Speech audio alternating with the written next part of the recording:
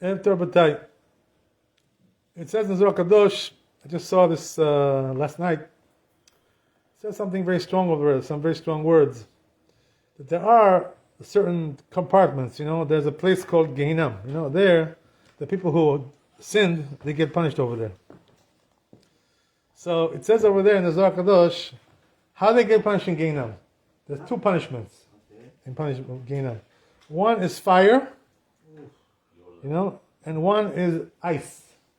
Ice. Can you imagine? So they go to Gehinam how long? A year, right? 12 months. So it says over there, 6 months it's fire, 6 months ice. That's what it says. So what happens is, right, that they first burn him with the fire.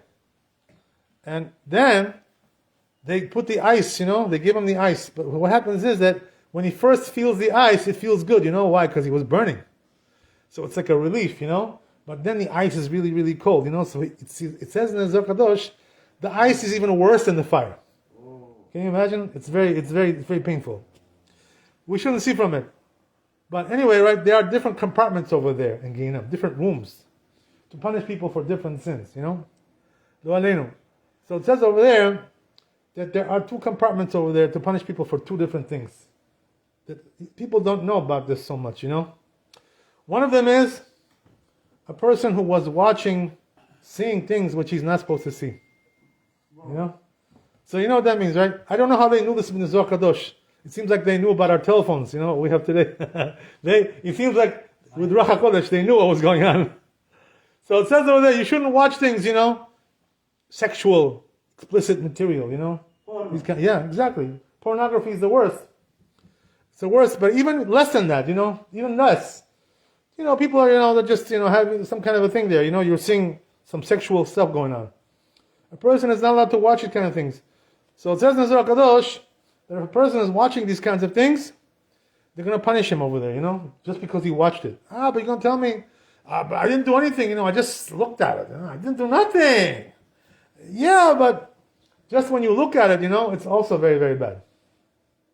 In fact, it says in the Gemara, Masechet Yoma, Kashim hirhur avera, yoter mi avera. You know what this means? That the thoughts of the avera are worse than the avera itself. Can you imagine? Thinking about it is worse than the avera. You understand this? This is a very, very strong words. So how can it be, right? Thinking about something is worse than the avera itself. How is that? So one rabbi explains like this. He explains. He says the reason why it's worse is because the avera, you do for 10 minutes or whatever, right? You do something, you're finished, gamanu, right? But this, you're thinking all the time about this, all the time, day and night. Always, So it's metameh, the neshama, because it's always going on. It's a consistent, constant thing going on. This is one of the reasons why thinking is worse than doing it actually. Because doing it takes a few minutes. But thinking about it could be the whole day. The whole day you're thinking about this thing. Fantasies, fantasizing, dimyonot, all kinds of things, right? You understand? That's one reason why thinking about it is even worse than doing it. There's also another reason, which came to me when I was thinking about this, a few years ago. The other reason is because where is the most kadosh part of the person's body? The most kedusha, where is it? In the body. It's where we put the tefillin, right? On the head, and also on the heart. This is where the neshama really is, mostly. These two places. That's why we put the tefillin over there. So since the head, right, which is the brain, is very kadosh, so when you're thinking bad thoughts, dirty things, you're defiling the most holy part of your body, where the neshama is mostly there. So that's also another reason, why it's very dangerous, to have these thoughts in your head. So how do you get the thoughts? By looking at it. I'm sorry, what were you saying? No, but why when you play or whatever, those bad thoughts just come into your mind? Yeah, they come. Yeah, it's true. How do you get it out? The Rambam says, right, if some bad thoughts come to you, what should you do? Go learn Torah, that'll take out the bad thoughts from your. Because when you're learning Torah, you cannot think about those dirty things. You know what I mean? It's one or the other. The problem is when you stop learning Torah, that's when the bad thoughts come in. That's what it starts. You understand? So if you're watching it, it's even worse. That's the thing. It gets even worse. So you get the point. So therefore, right, they punish him for this. That he was watching these kinds of things. By the way, they say in the Talmud that, let's say, we have animals, right? Let's say, in the street, right, you see some animal, they're having relations with each other. You're not even allowed to watch that. You're not allowed to watch this. Because it gives you bad thoughts, in your head. You see this, why watch it? That's the thing, that's what it amounts to. So this is one of the things, a person has to be very careful because they judge you for this. For watching these things. That's why I tell you, right? They must have known about our phones, in the Zohar, because today, we have the phone. This is a problem, So therefore, if something bad pops up, into the phone, right, on your phone, you gotta move your head away from it. Don't see it. Don't look at it. Or switch the thing, right? Switch it.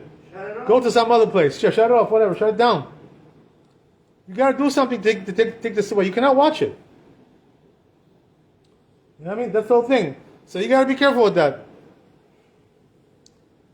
A lot of people, what they do is, especially the young guys, right? The rabbis tell them to put a filter on the phone, So this way, you won't get into the bad sites, the dirty things. You won't be able to see it because if there's a filter there, it doesn't go into the bad sites. That's good, if you do it this way. But if you don't have a filter, so then, watch out, if you see something, take it away. Don't look at it. Oh, what is this? What is that? What is it? What do you think it is? Dirty stuff. What do you think it is? What are you asking for? Okay, great. That's one thing, Then there's another thing, it says in Zohar Kadosh. There's another department over there, right? Another compartment. That they punish a person for something else also. You know what it is? Because he's not careful with his mouth. He says things, which are sins. What are the sins that a person does with his mouth? Number one, Lashon Hara. Lashon Hara. Speaks Lashon Hara. Gossiping about people, This happened to this guy and this happened to this guy, I heard this happened to him. I heard this happened to this guy, and they're fighting. These two are fighting. They're having fights all the time. They're not getting along. What's it your business? You have to speak Lashon Hara about people. So they punish you for that. Because you're speaking Lashon Hara. You're taking your mouth, and saying bad things coming out of there. Tumah. Dirty things coming out. Lashon Hara is dirty. It's a very dirty thing. There's also another bad thing which comes out of the mouth. You know what it is, right? Nivul peh. You know what's nivul peh, right? He knows. Cursing, right? Curse words.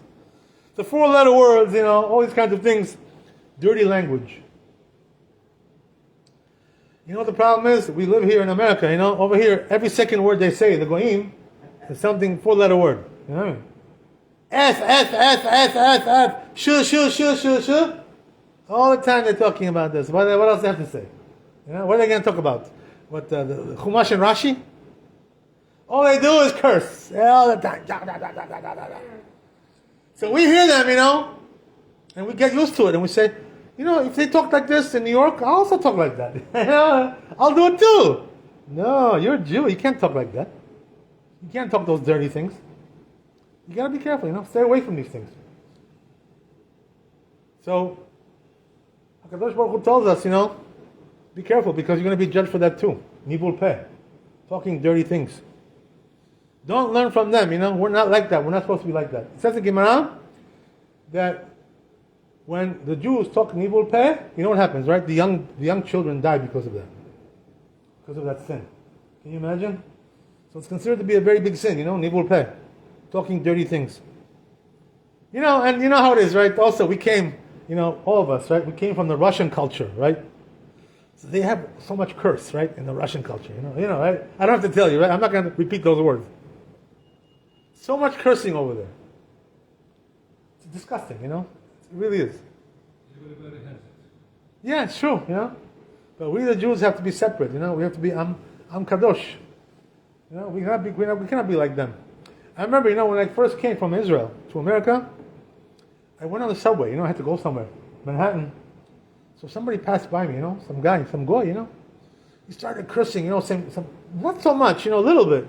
But because I was in Israel, and I was with the religious people, you know, I wasn't used to it, you know, so when I heard those words, I was in shock, you know, I was like, oh my God, how can you talk this way? You know, these words, you know, how can anybody talk this way? But now you come to New York, you know, you're here for many years, you get used to it, you know, it's like nothing. Yeah. Everybody does it, you know. Today, even the politicians, they do it, you know, like the president, you know, and the vice president, and this politician, senator, they all do it. Today, nobody cares about this. You know, they're all talking dirty. Sometimes you have to take your stress away. You know what it is? It's disgusting, I'll tell you. Disgusting. Because these people are supposed to be example, you know, leaders. And this is the way they talk. It's a disgrace. You know? So, I'll tell you something it says in the Zohar about this. It says, right, they're going to punish you for that. For saying these kinds of things. Not only that, but they say, you know, that if you speak Nibul Peh, right, and Lashon Hara, what happens is that when you say Divrei Kiddusha, you know, Tfilot, right, Kiddusha, Nakdishach, Kaddish, they don't listen to you because they say, this guy is the one who's saying Nibul Peh, we should listen to his tefillah. Who wants to listen to you? Your mouth is dirty. Disgusting, you know? So when you talk like that, they don't listen to your tefillah. Your tefillah is not accepted. Same thing, you know, when a person talks Lashon Hara. They don't listen to him. They say, this guy, you know, all day he's gossiping about people. Now he comes to the shul to pray, huh? Oh, Nakdishach. What Nakdishach? Your mouth is full of garbage. What Nakdishach can you do? So a person has to be careful about that too, you know? Has to be very, very cautious not to speak these kinds of words, you know? Because they kill everything, they destroy everything. I'll finish with this, you know, it says in the Gemara also that if a person hears, you know, even hears it, and that doesn't say nothing, just hears Nibul Peh, right, dirty things, what should he do? Close his ears, you know? Shut them down. Don't listen to that stuff. You shouldn't listen to it either, even though you didn't say it. Another thing, you know, which is written in the Rambam, is that if you have people, right, who are Bal Lashon Hara, you know what's Bal Lashon Hara? They speak Lashon Hara all the time. They gossip, you know? They like to gossip. What should you do? Stay away from these people, you know? Don't be friends with them. You shouldn't even be their neighbor, you know? Move away from them. Stay away. Why? Because these people are going to get you into trouble. Why? Because they're going to come knocking on your door. Hi, how are you? Start talking gossip, you know, about other people. Lashon Hara. They're going to get you into trouble. Because it says in Chazal, right, that the one who accepts Lashon Hara is worse than the one who said it. Can you imagine? It's worse. The one who accepted it, who believes it. Why do you believe it? Who told you it's true? Maybe it's not true. You accept it? Yeah, you said so, my friend, you know. It must be true. No. We tell you, no, it's not true. Baruch Adonai Leolam, Amen ואמן. רבי חנין כשומר, רצה הקדוש ברוך הוא לזכות ישראל, לפיכך הכיר בעל העם, זה אומר שנאמר אדוני חפץ, למען תקרוא ידיר תורה וידיר.